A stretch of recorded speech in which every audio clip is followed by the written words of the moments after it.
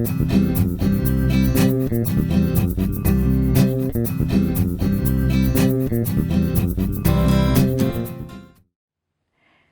everyone, I'm Maggie Weldon from maggiescrochet.com, and I'm here to introduce you to 7 projects that cover things.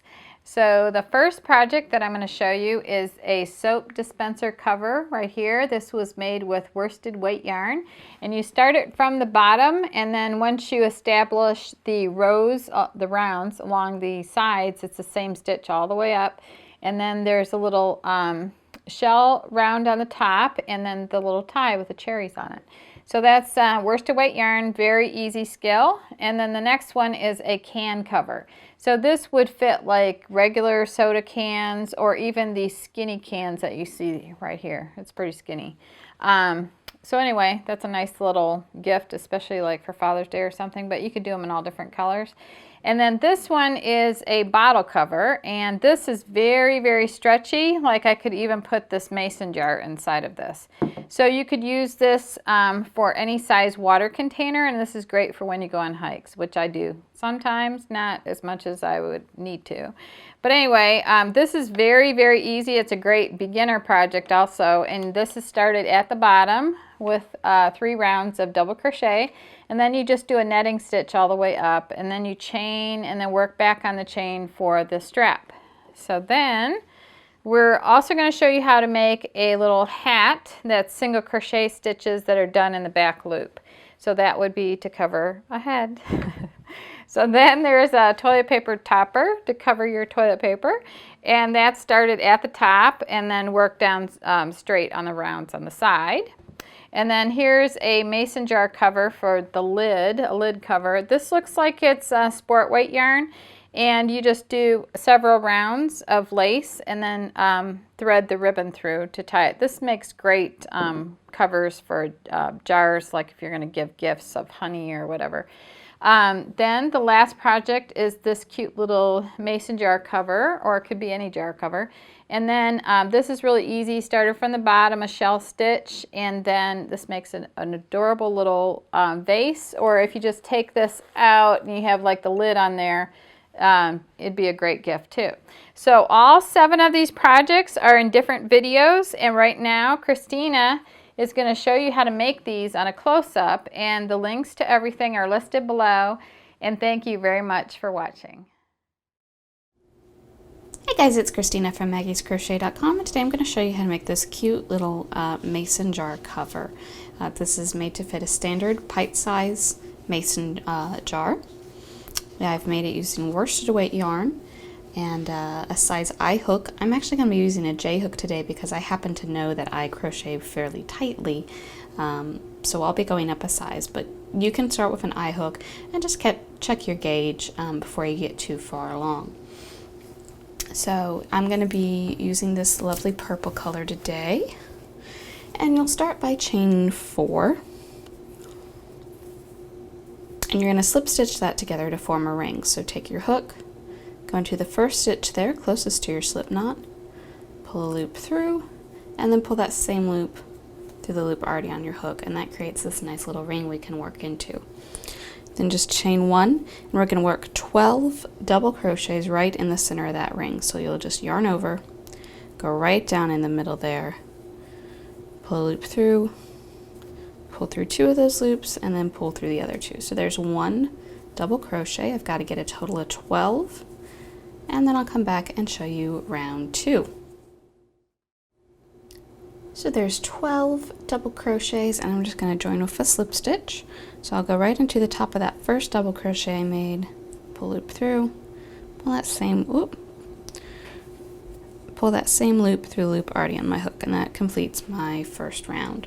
Round 2, also very easy. We had 12 stitches at the end of this round, and we're going to work 2 in each one for round 2, so at the end we'll have 24 double crochets. So in this one right here where I just joined, I'll go ahead and work 2 double crochets, and then 2 in the next one, and so on. So when I come back around to the beginning, I should have 24. So here I am at the end of round 2. Now before I want to move on, I want to measure and make sure that I've got the proper gauge here. At this point, your jar holder should be about 3 inches across. So either grab a tape measure and measure that, or what I did, I just took the bottom of the mason jar here, and that pretty well covers the bottom. So I know that's about the right size. So it's good that I went up a hook size, but definitely check yours and see how you're doing there. All right, so for round 3, we'll start with a chain 3. We're counting this as a double crochet. And in the same space where we joined, right here, we're going to work 2 more double crochets.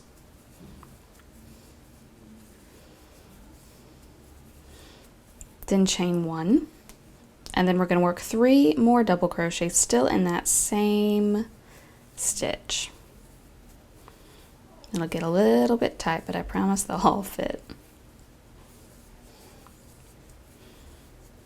All right, so that's your first little shell. Then you're going to skip 3 double crochets. So skip 1, 2, 3. Here's the 4th one, and then that one I'll work a shell again. 3 double crochets, 1 chain, and then 3 more double crochets. And I'll repeat this all the way around. I should end up with 6 shells, and then I'll come back and show you round 4. Here at the end of round 3, I've got my 6 shells. I'm just going to join this with a slip stitch. It looks like they're kind of far apart, but that's only the 3 stitches that I've been skipping. So this is what's going to kind of help pull it together around the jar. So just slip stitch that together.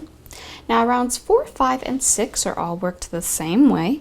After you join, you'll work a slip stitch in each of the next 2 double crochets. So just insert into the stitch, pull that loop through, pull it through the same loop already on the hook twice, and then slip stitch in the chain 1 space right here. And then we'll start working our shell. We'll do a chain 3 to count as the first double crochet, 2 more double crochets, chain 1, and then 3 more double crochets.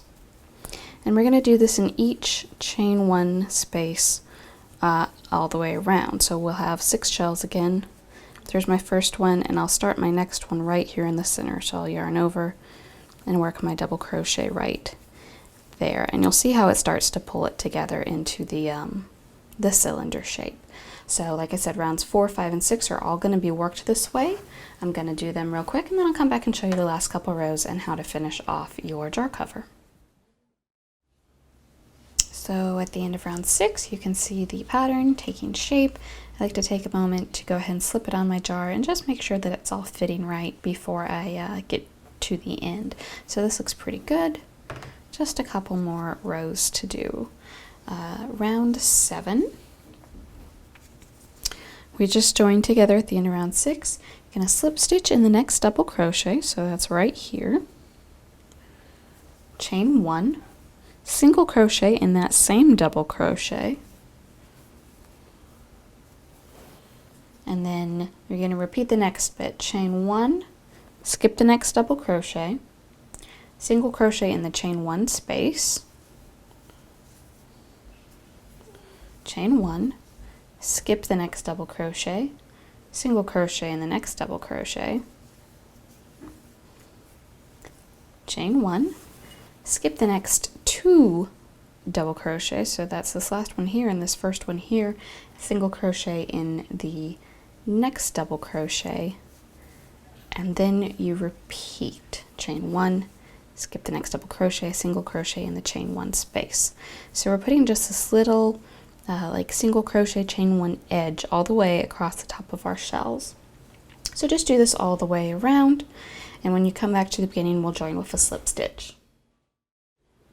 So there's round 7 after joining. For round 8, you'll slip stitch in the first chain 1 space, and then we're going to work our shell again. So we'll start chaining 3, count that as a double crochet, 2 more double crochets in the same chain 1 space, chain 1, and then 3 more double crochets in the same chain 1 space. and 3. So that's just our normal shell that we've been doing. In the next chain 1 space, just do a little slip stitch. And then in the next chain 1 space, which is right here, we'll work the shell again. So when we get all the way around, we should end up with 9 of these shells. And then at that point, you can finish it off and weave in your ends. The finishing touch is either a ribbon or a contrasting piece of yarn that you'll tie around the top and just put in a bow, which I may need to untie to get this jar back on here. No, there we go. So this is just a thick piece of rope-like yarn that we've used here, but like I said, a ribbon or anything else, and you'll just weave that into row 7 with your single crochets. Just weave it in there and then tie it off in a nice bow. Well guys, I hope this video has been helpful to you. If you've got any questions, leave them in the comments below, and you'll find the links for everything you need down in the description. Thanks for watching.